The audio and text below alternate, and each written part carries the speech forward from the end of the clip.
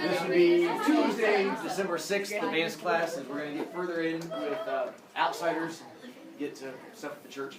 Novel homework is now due Thursday, not tomorrow, because I had to bump our schedule around again. Not my choice. Book report early due Friday. Checkpoint is Friday for Chapter 8.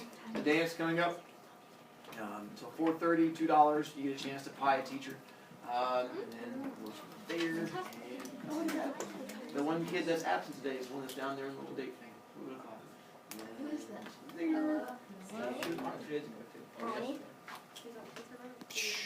Focus. Focus. I did. Focus. So your checkpoint's coming up 8 by Friday, 10 by Monday, 12 by next Wednesday. Then let's see where we left off with you. Just do that quick little review of the things that happened. They left the park. We got to. We talked about them getting slapped and then running away after getting slapped. Derry slaps him. That's where we were left with you guys. Why does Derry slap him? Because he was out too late. Now that's the cause, if you will, but it's not just because he was out late. Oh, because he had to talk back to him. He was at the lot by himself. Now you have to go into Derry's mindset here. What is Derry worried about? Him losing the socials. Not just the socials, that is part of it. He's afraid of them losing. Because can Derry call the police? No. Why? Because they'll get in trouble. He is responsible for these two kids only as long as they don't get in trouble.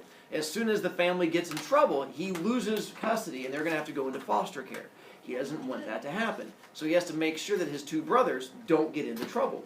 So when all of a sudden he finds out that his younger brother has not come home and there's socials who have gone out hunting people and stuff like that, he's worried that something happened. But if he calls the police and the police get involved, now there's a report and now they get taken away. So now he's sitting there doing that whole worrying thing. Do I call the police and risk losing my brother, but then I end up saving his life, or he's just out there doing nothing at all? And then all of a sudden, Ponyboy walks in just going, doo-dee-doo-dee-doo-dee-doo, just walks in the front door, and he does what anybody does under stress and pressure, and he kind of does a little crappy thing. And it doesn't help that Ponyboy is what we call a teenager. And how do teenagers react to parental authority?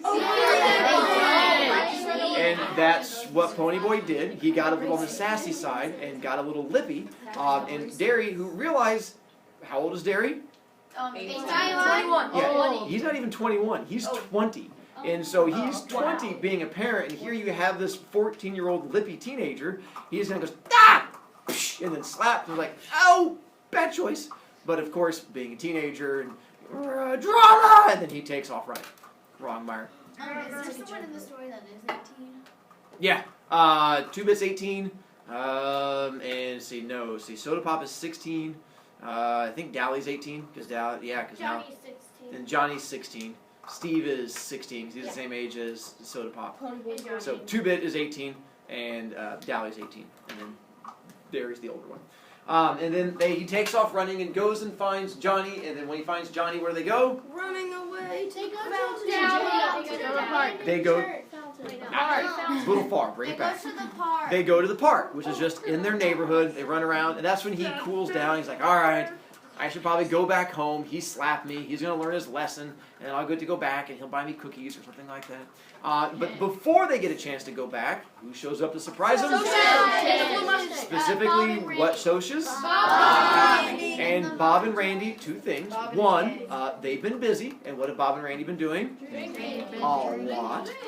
And what is it that they remember about these two greasers? They got the girls. They took their girls, which made them feel even worse, so this is where they decide to get involved.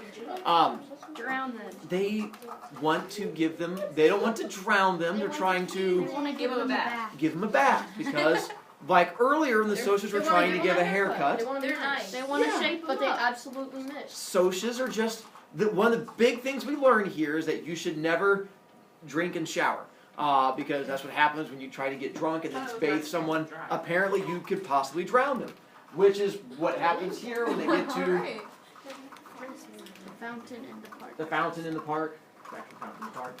When he's going in there and he's trying to do the whole, giving him the whole showery, bathy thing when they're surrounding them. And at that point, let's see, who is it that's getting bathed is Pony Pony Boy, and they push Johnny down over to the side. Here's where it gets a little iffy in the story, because all of a sudden Pony Boy wakes up to find out what has happened. Johnny stabbed Bob. Now, right away, you're like, but Miss Brovicast, that's bad. It is bad. Now, it gets even worse, because, do a little play acting here with me.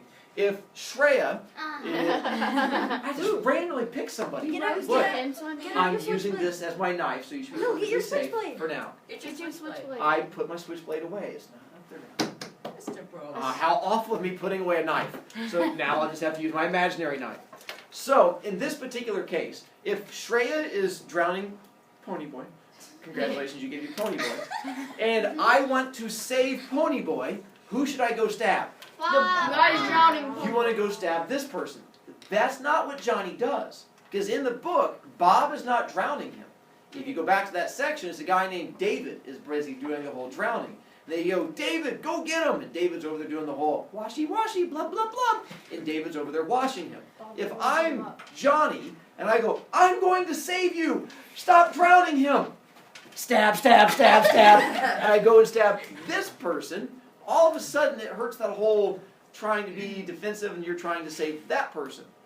Because there's a reason why he picks this person to stab. Because they beat him up earlier. Now what do you call that? Revenge. Oh no! Now all of a sudden that whole you're doing it to save your friend gets thrown out the window. Because you're not doing it to save your friend. Stabbing that person, now even that's kind of iffy. If you're like, I'm going to stab you to save this other person. They're like, we're kind of frowning on that in the law. When you're like, I'm going to stab this random other person. The law's like, yeah, we're really not going to roll with that one whatsoever. So that's where the issue comes in. And of course, he does the whole stab, stab, die, dive. And the socials take off running like, he got a knife. And they disappear. Pony Boy wakes up. Now here's where it comes tough on Pony Boy. He wakes up and sees the fact that Johnny's standing there with the knife and the dead Bob. And of course, Johnny admits to it right away. I stabbed that boy. I killed him. He's dead. I did it. Right here. Knife with me. So he's admitted to a crime. As soon as this person admits a crime to him, you have to go and turn them in. If you don't turn them in, you are considered an accomplice to the crime. What's called an accomplice after the fact. You are now helping them hide. So now he has this choice. Either turn your friend in or take off running. And so what choice does he make? Run. He decides to take off running. As soon as he runs with him, he is now, in the eyes of the law, considered just as guilty. If you know about it, one, even if he didn't run with them, if he just said, you take off, I'll just stay here and hang out, and then doesn't turn over to the police, when they get caught later, he would get in just as much trouble. Running makes it just doubly as bad, because now instead of turning it in, he takes off running with his friend. Where do they take off to? Well, before that, if you just got done stabbing a soch and you want someone to help you, who's the shadiest person you know? Dally! See, I was correct. Loser. And so they go running to Dally, and of course Dally's like, hey, you just stabbed a soch. Good job. And so he decides to try to help them out, and that's when he says, hey, he gives him a gun. Gives them the blue jeans jacket and gives them a gun, and then also gives them, I think, money. $50 also. $50. And then says, you need to get out of town so that bad things don't happen to you, and tries to make them skedaddle. And he says, I have, it was an abandoned church that we know in this other... Abandoned chapel. In Windricksville, yeah. He says it's like on top of the hill, no one goes there, it's safe, you can get away, but the only way to get there is by... Train. And so that's when they get on the train, and they get off the train, and that's when he's wandering around, he talks to the farmer and lies about... I'm playing Army. Playing Army. Was it Army he was doing? Yeah. Army with my friends. I'm on the test. The test right here. Good job, dear. I was trying to get you to think. And so he said he was playing Army, which, as we know, 14-year-old kids do in the woods all the time. And that's when he was talking to our farmer. He's like, I'm playing Army in the middle of the day instead of being at school, because totally legit. And that's when the guy points them in the right direction. They go up there to hide.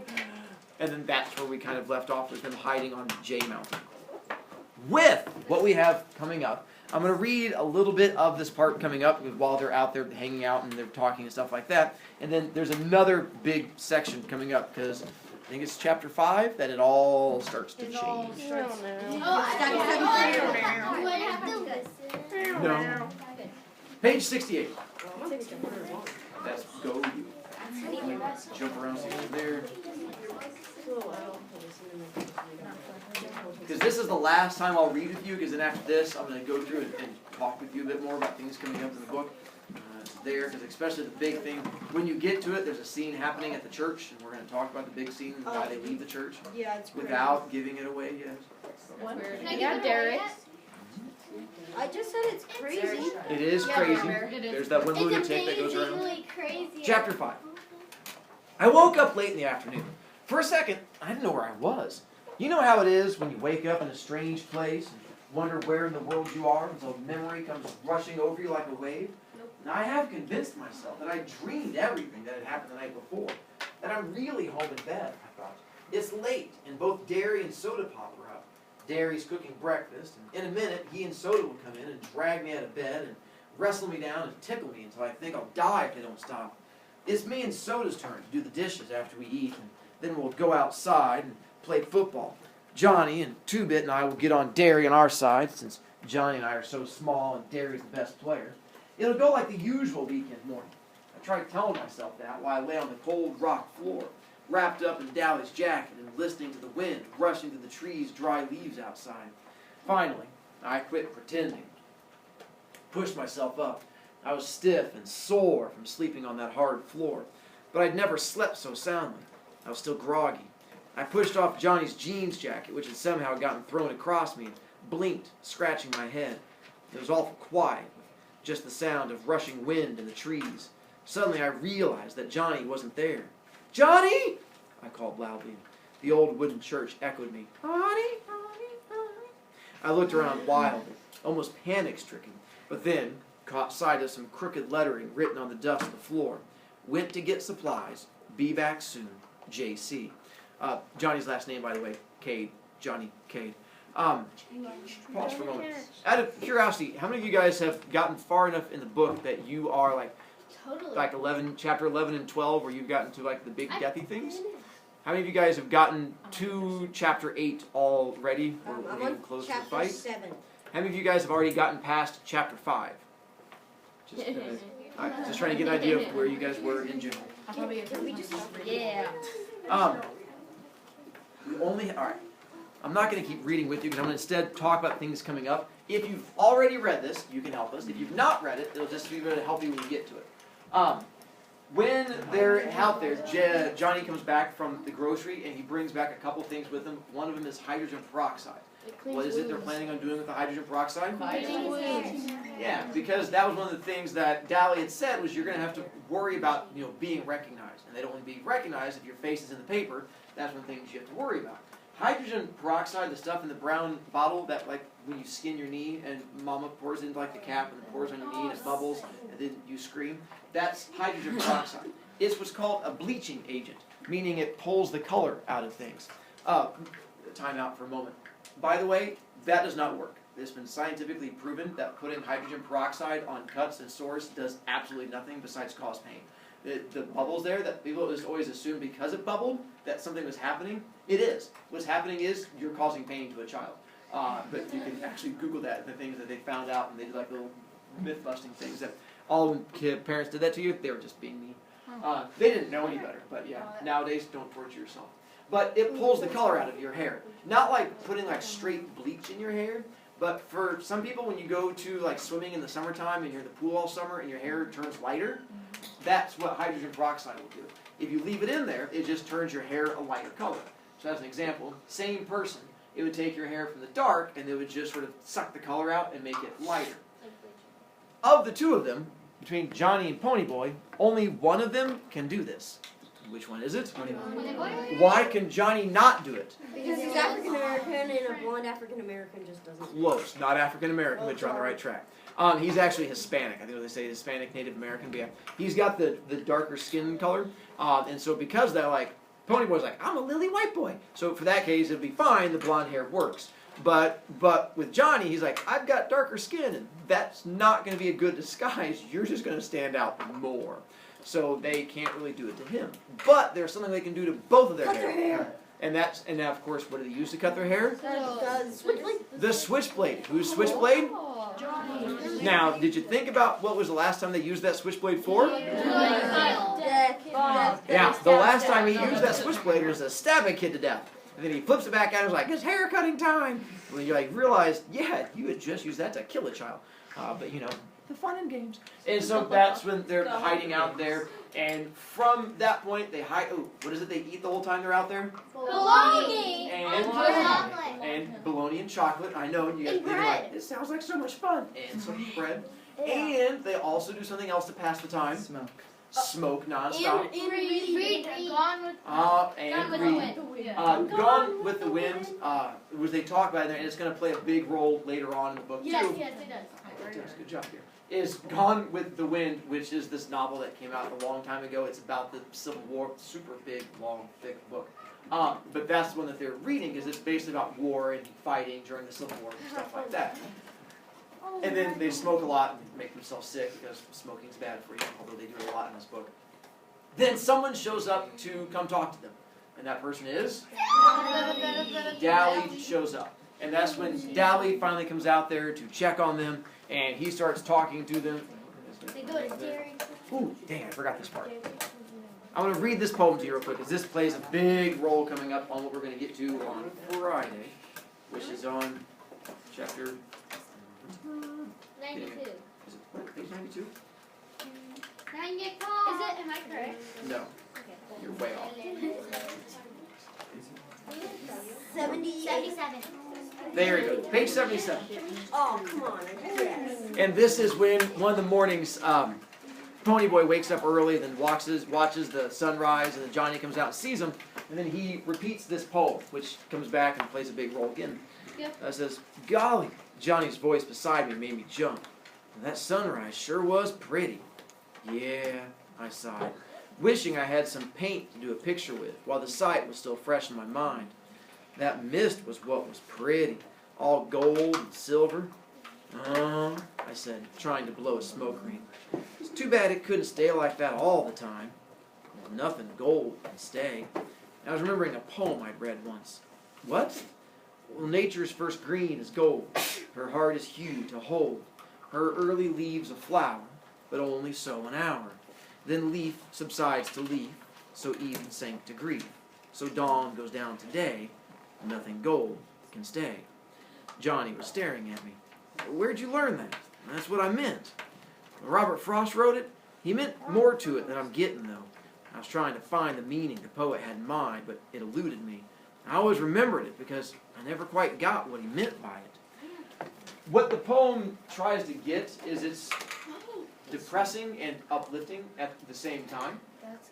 As he goes through, the overall poem is trying to tell you everything that you love, everything that you enjoy is going to die and go away. The fact that Eden was the place for Adam and Eve, was this place of happiness, it disappears. Every day starts off wonderfully, and then eventually it has to end.